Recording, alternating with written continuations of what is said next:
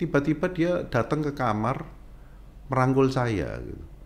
Sampai saya, loh kenapa gitu. Dia bilang thank you Pak, jadi papa yang baik buat aku. Tunggu papi di sana.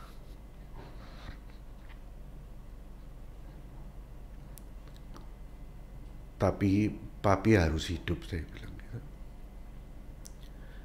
Karena masih ada mami, ada Jordi, Evan, dan Elle, kakak-kakaknya, yang butuh kehadiran saya. Cukup banyak orang tua yang tanpa sadar menciptakan pembuli-pembuli di rumah tangganya. Lewat kejadian ini sempat kecewa gitu nggak, mempertanyakan Tuhan, kok kayak begini sih jalan ceritanya? Oh, anak pendeta kok bunuh diri.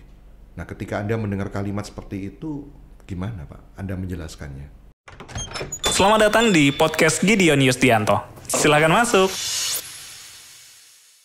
Berawal dari sebuah kejadian peristiwa yang kita tahu di Surabaya, seorang mahasiswa dari kampus UK Petra, Rafa David Daniel. Peristiwanya 1 Oktober 2024, mengakhiri hidupnya dengan melompat dari lantai 12. Memang dalam perjalanannya nanti saya akan mewawancarai orang tua dari Rafa, dan dalam perjalanan itu mungkin akan sedikit menguak luka-luka, tapi bukan itu maksud saya. Saya ingin menjelaskan segala sesuatunya yang terjadi dari pihak orang tua, dan maksud saya ingin bahwa jangan sampai peristiwa ini terjadi lagi. Ada beberapa hal yang harus dibenahi, ada beberapa hal yang harus kita pelajari sehingga pola-pola ini dihentikan. Dan bersama saya Gideon Yustianto kali ini sudah hadir Bapak Pendeta Ronald Prawira Daniel. Ya, senang bisa ada di tempat ini Pak. Terima kasih kehadirannya. Saya tahu ini mungkin akan banyak beririsan dengan luka-luka yang mungkin Bapak hari ini masih alami. Tapi saya appreciate, saya salut Anda boleh duduk di tempat ini dan menjelaskan segala sesuatunya bersama dengan kami ya. Pak Ronald, jadi Rafa ini termasuk anak yang gimana menurut Anda? Cerdas, kemudian riang. Saya pikir, dalam kasus beberapa anak yang bunuh diri, mereka ini tertutup sekali, nggak punya temen gitu. Nah, gimana kalau dalam pemandangan Anda? Iya, shalom Pak Gideon, shalom juga untuk semua yang mungkin mengikuti acara ini. Rafael David Daniel, anak saya adalah anak yang ekstrovert. Anak yang sangat suka bergaul dan suka berteman.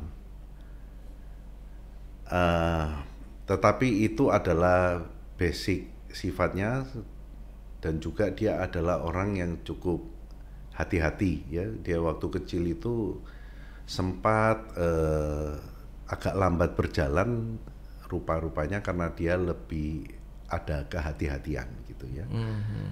Nah, cuman kemudian dalam perjalanan hidupnya dia mengalami sebuah peristiwa yang menyakiti dia, yaitu dia dibully oleh teman-temannya semasa dia SMP.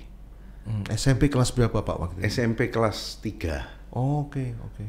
Ya, awalnya ketika dia masih belum mengalami pembulian itu, Rafa adalah seorang siswa yang berprestasi. Dia bahkan pernah ikut lomba bahasa Inggris. Dia tidak pernah les bahasa Inggris, tetapi dia diikutkan lomba oleh sekolahnya, dan dia berhasil satu-satunya anak dari sekolah itu yang masuk 10 besar. Jadi memang dia punya kelebihan lah. Iya. Tapi rupa-rupanya dalam pergaulan kemudian dia punya masalah dengan teman, kemudian teman ini mempengaruhi teman-teman yang lain, ya sampai akhirnya Rafa ini tidak punya teman sama sekali di kelas. Anak yang ekstrovert, anak yang ceria ini kemudian mengalami satu masalah ya dalam pertemanan. Itu membuat dia kemudian sedih gitu, dan sempat istri saya dipanggil juga sama sekolah, dan pihak sekolah menyalahkan dia karena melakukan pemukulan, jadi sebuah kontak fisik dengan anak yang membuli. Oh, saking marahnya mungkin dia, saking Iya, emosinya, dia luapkan dengan memukul anak yang membulinya. Gitu Iya, ya, Pak, ya. iya. Iya. Dan dia dipersalahkan dan hal ini membuat dia merasa diperlakukan tidak adil.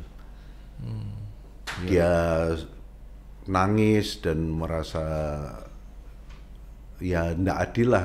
Kenapa kok peristiwa membulinya kayaknya tidak diperhitungkan, sedangkan pemukulan yang dia lakukan yang dianggap sebagai sebuah pembelaan diri itu dipersalahkan. Iya, iya. Merasa seolah-olah perasaan sakit hatinya ketika dibully itu nggak diperhitungkan ya, karena malah disalah-salahkan gitu. Iya, dan dia sempat cerita ke istri saya juga bahwa dia dengar teman-teman yang dipanggil oleh guru BP itu berbohong, bercerita bohong. Dia ada di ruang sebelah tapi dia dengar gitu ya. Dan itu nyakiti hatinya. Kami kira sebetulnya sudah selesai waktu itu persoalannya, sampai ketika dia SMA ternyata dia sekelas lagi sama teman yang punya masalah dengan dia ini.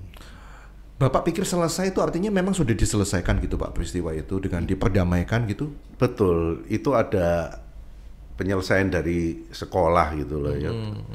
Tapi ya mungkin waktu itu Rafa memang ada rasa nggak puas karena dianggap pemukulan yang dia lakukan itu sebagai titik berat dari persoalan gitu ya. Iya. Fokus dari persoalan. Padahal kan sebetulnya ada penyebab awalnya, di mana istri saya juga sempat protes waktu itu.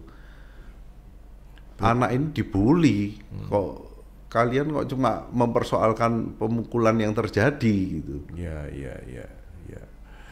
Berarti di situ Rafa ini mengalami depresi, karena depresi itu kan harapan sama kenyataan tuh jauh berbeda Pak. Iya. Sebagai anak yang mungkin teman itu adalah segala-galanya buat Iya, dia, tapi ternyata teman itu yang malah melukai dia, dan akhirnya dia sampai nggak punya teman gitu Pak Nggak punya ya. teman sama sekali, sekelas semua Memusuhi dia gitu. Iya, Membuli dia ya. Iya. Oh, oke.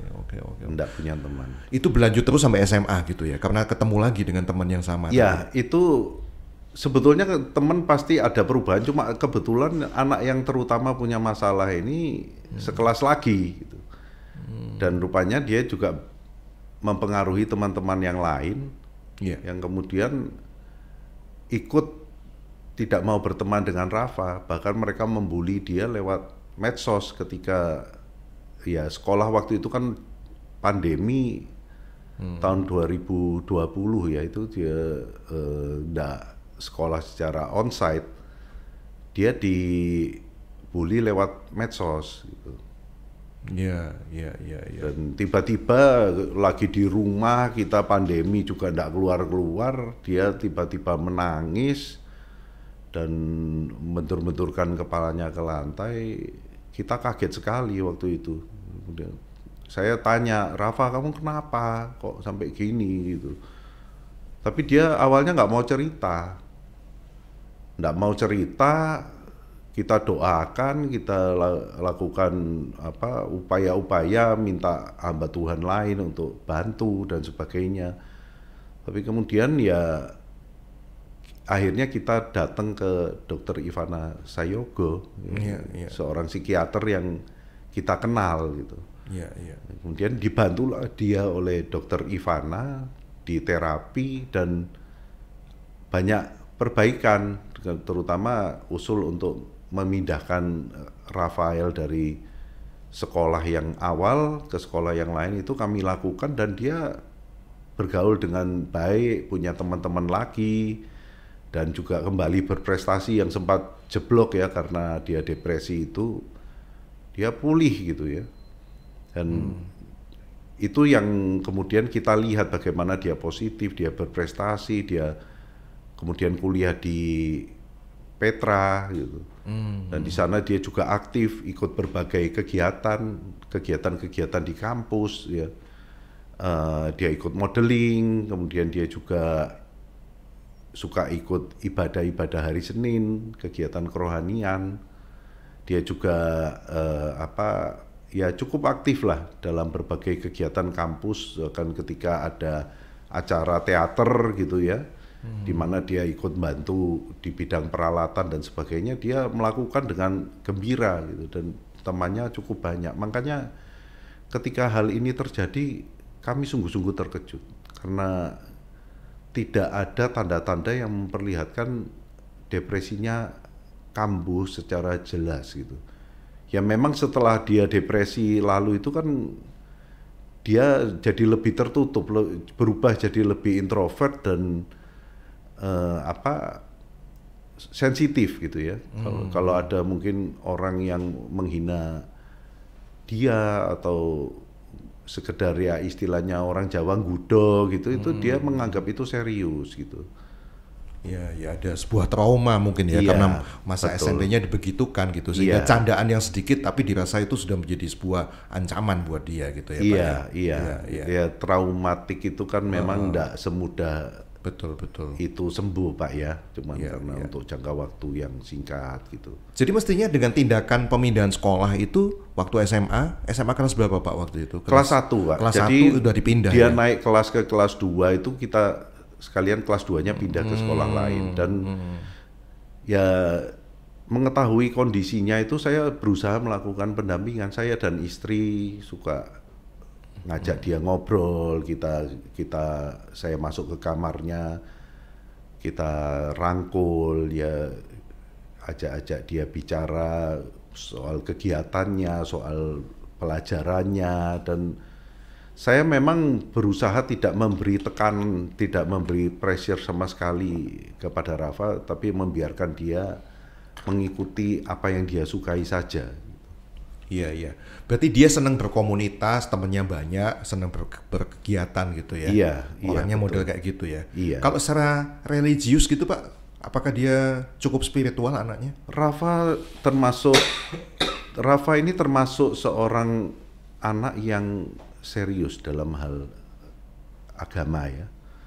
Dia suka tanya tentang firman, dia juga suka diskusi dengan saya, bahkan pemikirannya itu lebih dewasa daripada usianya gitu dalam hal-hal beliefnya ya, soal imannya gitu ya. Dia selalu membahas tentang hal-hal yang berkaitan dengan agama itu dengan serius gitu.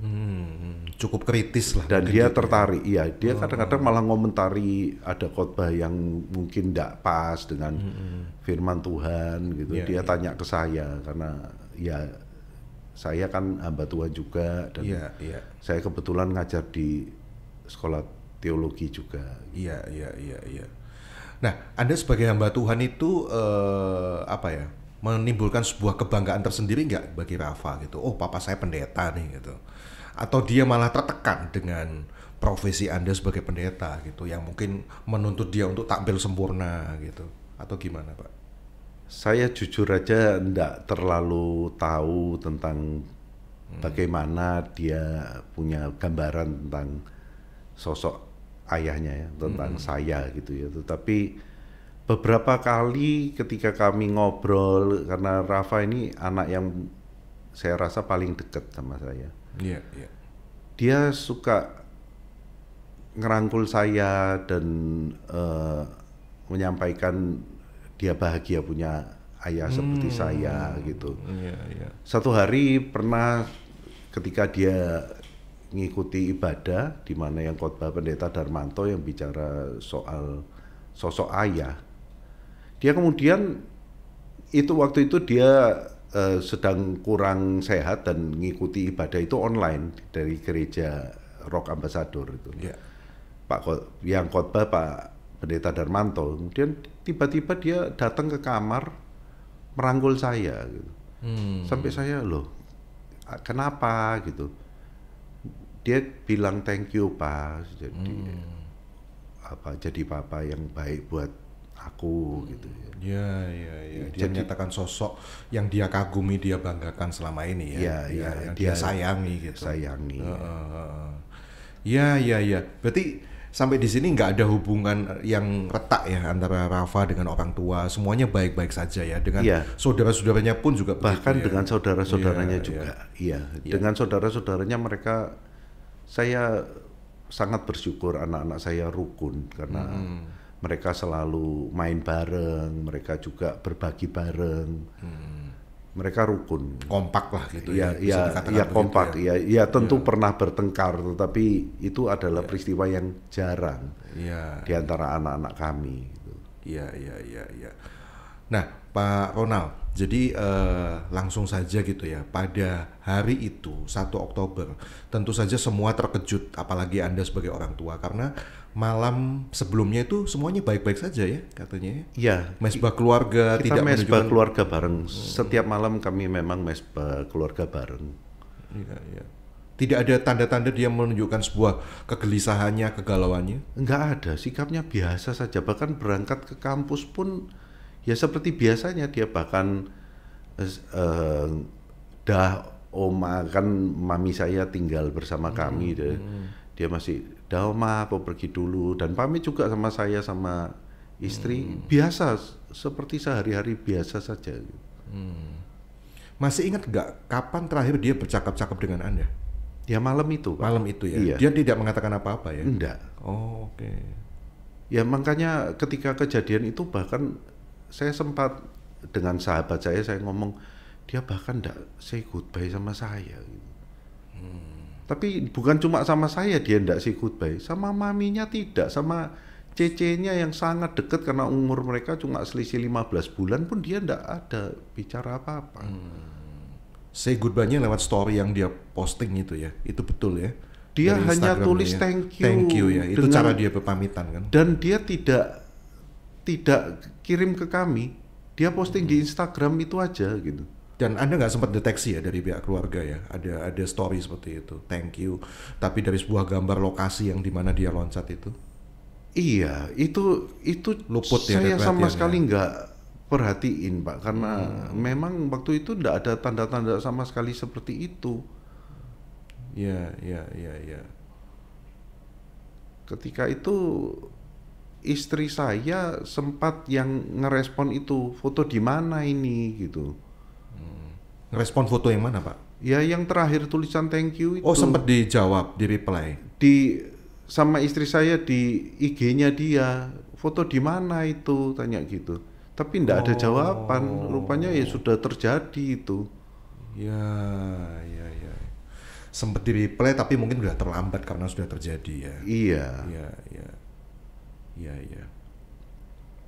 Iya, Pak. Saya sangat bisa memahami perasaan seorang ayah yang sangat kehilangan seperti itu karena semuanya nampaknya baik-baik saja gitu ya. Depresinya pun sudah tidak minum obat lagi atau gimana? Sudah Pak? enggak ya. Sudah enggak minum obat. Iya. Dan pertemanannya pun bisa dikatakan pulih gitu ya, bisa punya teman banyak dia lagi, punya, berprestasi lagi. Dan dia punya salah satu sahabat yang sangat kental, Brian, yang sangat peduli. Mereka juga ketika praktikum bareng dan Brian ini beberapa kali ke rumah. Dia juga seorang teman yang sangat baik buat Rafa. Iya. Di luar kan berkembang, Pak, sebuah pernyataan-pernyataan dari netizen gitu bahwa anak pendeta kok bunuh diri. Nah, ketika Anda mendengar kalimat seperti itu gimana, Pak? Anda menjelaskannya? Ya, buat saya mungkin itu penilaian yang sifatnya berdasarkan pendapat atau opini pribadi saja, Pak. Karena teman-teman yang sungguh-sungguh kenal kami semua mengerti bagaimana hubungan kami dengan keluarga ya, dengan anak-anak, dan mereka sangat support kami. Saya sungguh bersyukur punya komunitas yang begitu mendukung, karena begitu kejadian itu teman-teman itu datang, Pak. Jadi enggak terlalu lama Pendeta Darmanto datang dengan istri, kami memang bersahabat baik. Iya. Kemudian Pendeta Louis Sirapanji datang, sahabat saya Pak Heru Chandra datang dengan istri juga, dengan anaknya. Kemudian juga ya Full Timer Rock datang ke rumah kami. Kebetulan hari itu memang saya sedang kurang sehat. Iya. Kenapa, Pak? Sakit apa? Iya, saya ada masalah HNP, Pak. Dan apa itu? itu lumbar saya itu kayak orang kecetit gitu Pak. Jadi agak sakit, jadi saya minta izin, saya enggak Oh. ke kantor hari itu. Oh, oke, oke. Ya, ya, ya. Jadi Anda yang mengatakan bahwa loh anak pendeta kok bunuh diri ya. Anda kan nggak tahu dalamannya seperti apa gitu ya. Tadi udah dijelaskan bahwa ya semuanya terkontrol, semuanya baik-baik saja. Kalau ada dugaan, oh mungkin pendeta banyak pelayanan ya, nggak cukup banyak waktu buat anaknya sendiri. Itu pun tadi udah dijelaskan oleh Pak Daniel bahwa mesbah keluarga itu rutin ya Anda lakukan Tiap ya? malam, Pak. Tiap malam Iya. ya bahkan ya. Iya. Dan di saat dia waktu kejadian awal dibully pun Anda juga hadir buat dia kan Iya. ya? Hadir buat dia gitu. Iya, tentu Pak. Iya, karena saya sayang keempat anak saya. Kita ini punya pengharapan apa sih Pak? Iya, iya. Harapan kita kan supaya anak kita bisa menjalani kehidupan dengan baik, dengan bahagia, bahkan lebih baik dan lebih bahagia daripada kita sebagai orang Iya, tua. iya. Ini sangat saya sadari, makanya saya rela mengorbankan apapun yang berkaitan dengan saya demi mereka gitu. Ya, ulang tahun mereka selalu kita rayakan Pak, tapi kalau ulang tahun saya sendiri hampir tidak pernah dirayakan itu. Oh, iya, iya, so Ya sweet ya. mereka saja yang ya suka bikin ya surprise buat saya ketika malam-malam habis kita mesbah keluarga. Ya surprisein kayak anak muda lah Pak, mereka tengah malam datang ke kamar untuk kasih happy birthday Iya, buat iya. saya, dan itu baru kami alami kan 2 September, belum sebulan kemudian kejadian Rafa, karena saya ulang tahun bulan September Pak. Oke, oke. Nah, setelah kejadian itu pertama kali Anda melihat jasad putra Anda itu kapan, Pak? Saya memang dinasihati karena kebetulan memang di pembuluh darah jantung saya itu ada penyumbatan Iya, iya, iya. 60%, jadi dinasihati untuk tidak pergi melihat. Iya. Tetapi saya memaksa, saya bilang enggak, saya harus lihat Rafa. Ya, akhirnya saya lihat Rafa di kamar jenazah di Adiasa. Beberapa teman menasehati jangan, karena dia jatuh dari segitu tinggi dan beberapa tulangnya patah, mukanya juga ya hancur lah Pak. Tetapi saya maksa karena dia anak saya Pak. Saya akan terima apapun keadaannya, seperti saya juga akan terima dia ketika dia kurang berprestasi, ketika dia punya masalah depresi. Saya ndak menyayangi anak saya karena dia hebat atau karena ya Rafa Tuhan anugerahi cukup ganteng anaknya ya, dia juga tinggi. Tetapi saya menyayangi anak saya sekadar karena dia anak saya Pak.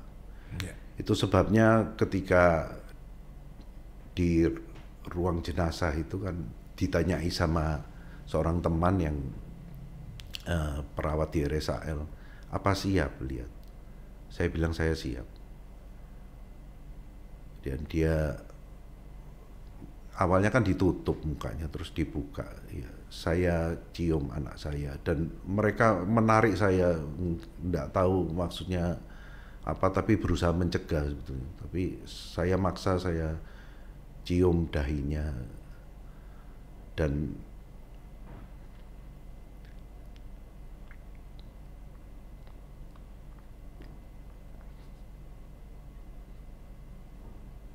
maaf. Ya, it's okay, Pak, it's okay.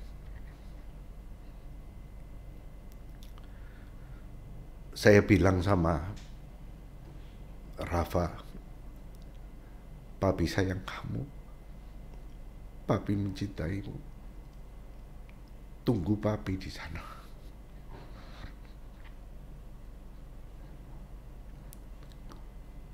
Tapi papi harus hidup, saya bilang gitu.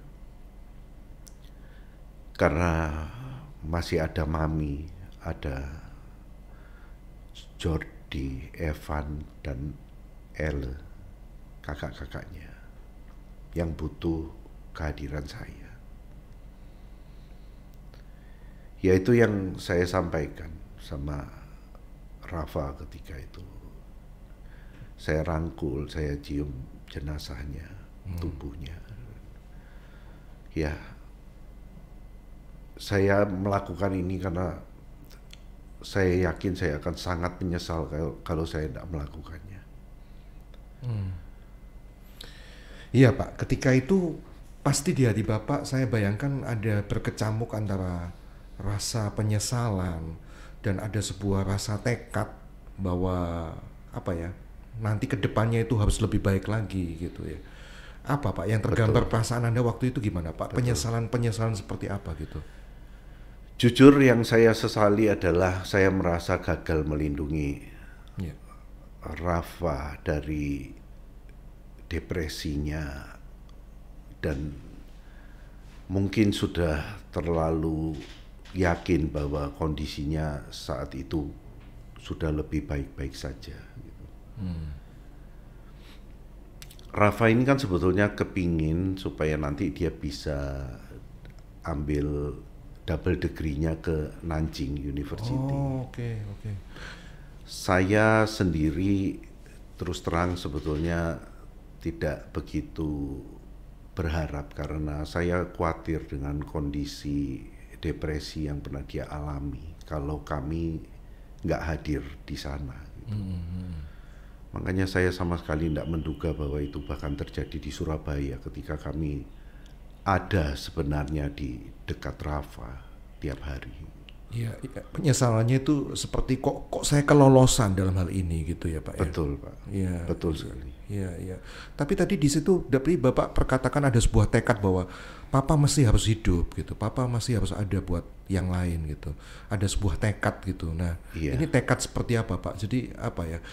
Berkecampur antara sedih, penyesalan, sebuah tekad atau kemarahan gitu. Nah, apa yang Anda ingin katakan gitu Pak lewat peristiwa ini kepada anak-anak remaja seperti Rafa yang di luar sana? Apa yang ingin Anda katakan pada orang-orang tua seperti Anda gitu dengan problematika remaja di masa sekarang ini yang semakin kompleks gitu Pak ya? Gitu. Gimana? Tekad saya yang terutama adalah saya perlu untuk memberi kasih yang lebih lagi kepada 3 kakaknya Rafa. Dan juga untuk terus mendampingi istri saya. Dan itu saya punya rasa tanggung jawab untuk membesarkan dan melindungi anak-anak saya supaya mereka tangguh dan lebih kuat menjalani kehidupan. Saya berusaha hadir lebih lagi untuk mereka gitu ya. Tetapi yang paling saya harapkan adalah jangan ada orang lain ngalami lagi seperti apa yang saya alami. Karena rasa sakit ini luar biasa.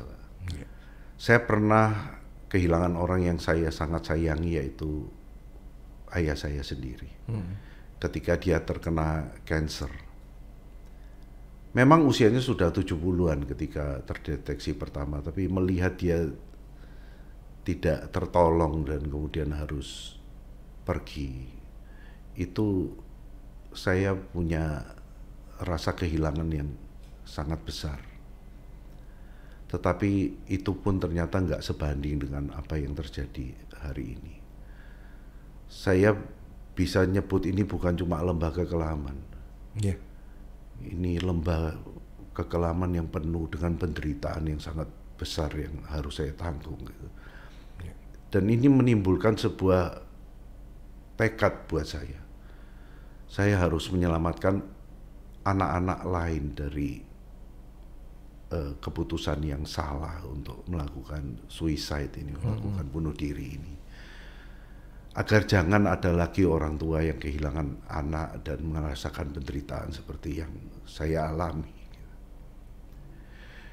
Di satu sisi tapi saya juga jadi bisa merasakan sedikit ya dari penderitaan Allah Bapa ketika Yesus harus mati untuk kesalahan yang tidak pernah dia lakukan, tapi yang justru kita lakukan. Saya merasakan bahwa betapa hancurnya hati bapak itu. Lebih daripada hancurnya hati saya sekarang ini. Tapi sedikit banyak kan saya kemudian jadi mengerti betapa besarnya kasih Allah dalam hidup saya. Dan ini harus saya bagikan apa yang saya rasakan ini kepada orang lain di sekitar kita supaya makin banyak orang ngerti bahwa manusia itu diciptakan untuk saling mengasihi. Bukan untuk saling menyakiti, apalagi saling menghancurkan. Sama sekali bukan seperti itu. Jadi ayo kita hadir di dunia ini untuk jadi berkat. Bukan untuk menjadi orang yang suka nyakiti orang lain.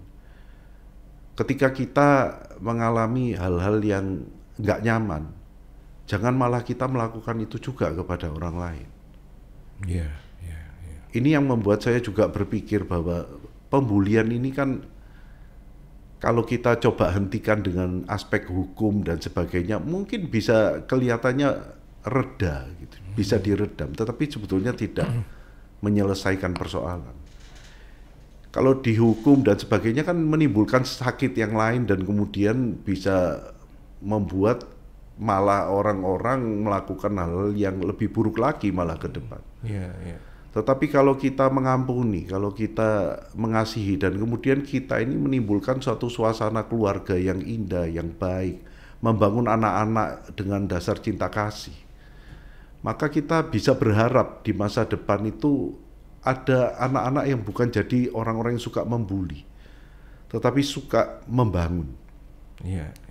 Mereka yang peduli kepada teman-temannya, mereka yang ketika temannya sendirian, temannya sedih, mereka menghibur, mereka menguatkan, bukan malah ikut menjauhi, apalagi memusuhi, menghina orang-orang yang punya kekurangan.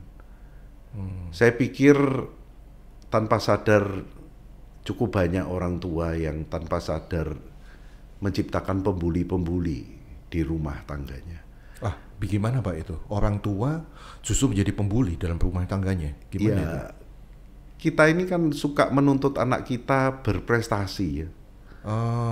Menuntut anak kita jadi anak yang manis, anak yang hebat.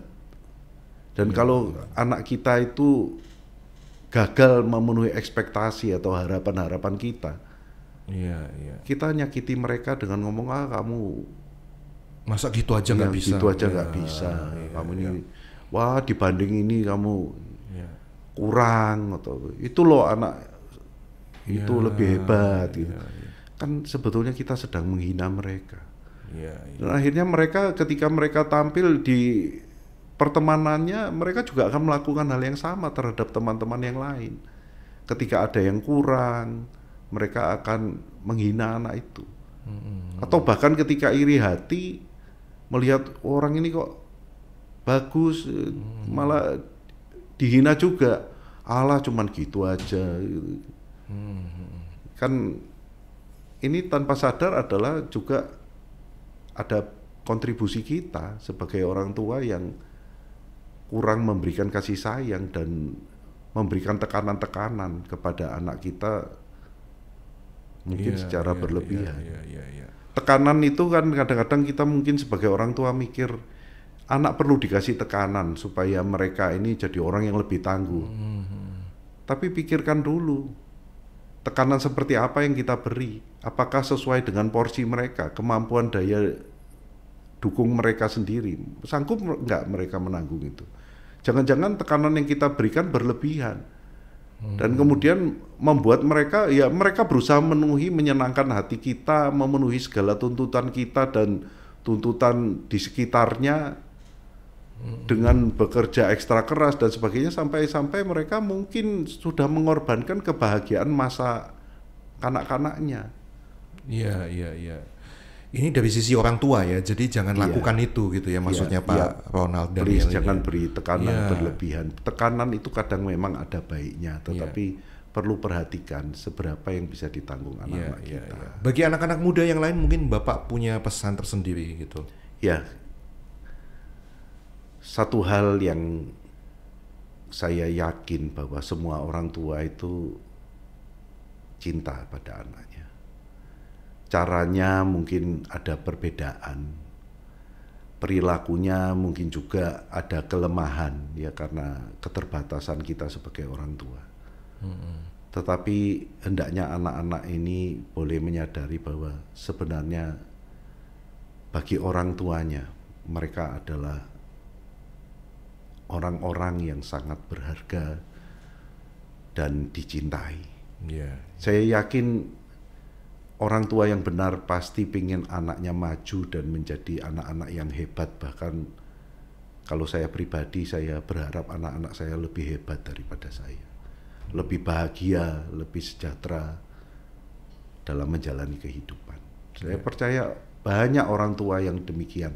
Jadi please, kalau punya masalah, kalau merasa bahwa beban yang ditanggung terlalu berat, ceritakan kepada orang tuamu. Beritahu dia, jangan takut untuk menyakiti hati orang tua kita ya. Karena orang tua ini kan memang tersedia untuk itu, untuk ikut meringankan beban anaknya, untuk berbagi dengan anaknya, memikul kehidupan sampai mereka mampu sendiri. Dengan kata lain, singkat cerita, kalau misalnya Anda sebagai anak muda, Anda punya masalah dengan pertemanan, dengan masalah di kampus atau di sekolah, please gitu ya, jangan sungkan. Memang tempat teraman untuk kita berpulang adalah di rumah, Pak ya. Iya, gitu ya. Betul. Cerita kepada papa dan mama. Itu sebabnya juga orang tua perlu menciptakan home ya, benar-benar rumah yang benar-benar anak-anak bisa merasakan itu adalah rumah tempat dia merasa nyaman, dia bahagia, dia diterima sepenuhnya. Iya. Jangan malah dihakimi, halah gitu aja kok nggak bisa sih gitu. Gitu aja kok lemah gitu ya Pak ya. Iya, kadang-kadang kan memang gitu. Ada yang seperti itu Pak ya. Jadi kamu nih cengeng itu justru membuat anak kita menilai aku ini memang cengeng, aku ini memang banyak kekurangan, aku ini memang lemah. Jadi sebetulnya generasi strawberry itu hal yang kita ikut andil menciptakan karena kita sendiri suka memberikan label mereka itu seperti ya, itu. Memberikan label lemah itu ya. Oh papa dulu lebih hebat, padahal ya kadang-kadang kita ini kan dia belum tentu jujur sepenuhnya. Iya Pak ya. Oke. Satu pertanyaan terakhir Pak. Anda lewat kejadian ini sempat kecewa gitu nggak, mempertanyakan Tuhan, kok kayak begini sih jalan ceritanya? Jujur saja tidak, Pak. Ya, saya beruntung bahwa Alkitab memang selalu lengkap isinya. Kita kan bisa baca di Alkitab tentang bagaimana kehidupan para nabi, para rasul. Kita bisa melihat juga bagaimana kehidupan Kristus sendiri. Banyak penderitaan, banyak sekali, kalau sebagai manusia kan kegagalan juga dia alami. Tapi tidak pernah sekalipun dia mengeluh dan kecewa kepada Bapa. Kita juga bisa membaca di sana bagaimana Yusuf yang dibuang saudara-saudaranya, tapi dia tidak membalas kejahatan dengan kejahatan, tetapi justru dengan kebaikan. Waktu dia bilang, kamu mereka-rekakan yang jahat, tetapi Allah memakainya untuk kebaikan. Amin. Itu kan semua ada di Alkitab, bagaimana Ayub mengalami hal-hal yang lebih buruk daripada apa yang saya alami. Tetapi dia bertahan dalam iman. Itu sebabnya ketika pertama kali dengar berita ini, yang saya lakukan adalah saya memuji Tuhan. Saya menyatakan terpujilah Tuhan, terpujilah Tuhan. Engkau baik Tuhan. Saya memang waktu itu sama sekali nggak ngerti, bahkan sampai hari ini pun saya harus mengakui bahwa saya tidak sepenuhnya ngerti tentang rencana Allah. Tetapi kalau dia izinkan saya mengalami ini, saya harus menjalani ini dengan mengucap syukur kepada Tuhan. Saya nggak boleh jadi orang yang cuma bisanya khotbah atau mengajar di STT, tetapi kemudian saya sendiri tidak bisa menjaga hati saya dalam beriman kepada Tuhan. Kini Pak Ronald diizinkan Tuhan untuk mengalami sendiri gitu ya, segala sesuatu yang pernah Anda khotbahkan selama ini, mengalami kebaikan Tuhan di tengah penderitaan ini. Ya, Pak Ronald, terima kasih kesempatannya untuk bisa hadir di podcast saya, untuk bisa menjelaskan segala sesuatunya. Sekali lagi, Anda bisa memetik hikmah di balik peristiwa ini ya. Untuk stop bullying, dan buat anak-anak yang lain, ayo sekali lagi berpulanglah ke rumah. Ceritakan masalahmu pada orang tua. Itu adalah tempat yang paling nyaman, tempat paling aman. Maka para orang tua, tersedialah buat anak-anak gitu ya. Jangan ketika anak ini kembali pada Anda menceritakan segala sesuatunya, Anda malah menghakimi, malah judge mereka. Biarkan mereka boleh menceritakan masalahnya, curhat dengan begitu nyamannya, sehingga segala sesuatunya yang buruk ini bisa kita cegah, bunuh diri ini bisa kita cegah ya. Pak Ronald, harus ya. Kita berharap kita harus berusaha sekuat tenaga untuk jangan terjadi lagi hal seperti ini. Baik. Terima kasih Pak Ronald, Tuhan berkati. Terima kasih banyak, terima kasih banyak Pak Gideon, Tuhan berkati. Terima kasih sudah menyimak podcast Gideon Yusdianto. Subscribe di channel Batra Yuda FM.